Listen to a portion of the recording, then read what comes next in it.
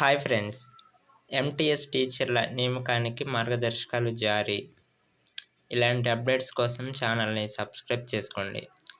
ప్రభుత్వ పాఠశాలల్లో minimum time scale MTS contract ఉపాధ్యాయులుగా నియమితులైన 1998, 2008 డీఎస్ అభ్యర్థులకు పాఠశాల విద్యాశాఖ మార్గదర్శకాలను విడుదల చేసింది.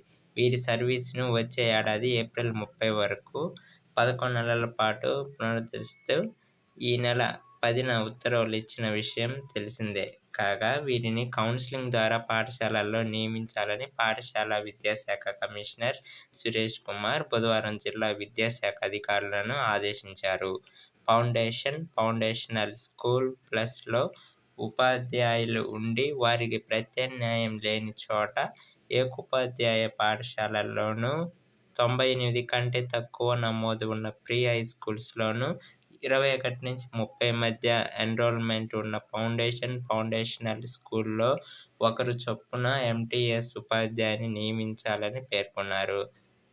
పాఠశాల అవసరాన్ని బట్టి వీరిని నియమించడంతో పాటు ఏ పాఠశాలకు ఒకరి కంటే ఎక్కువ మంది ఎంటీఎస్ టీచర్‌లను నియమించరాదని ఆదేశించారు.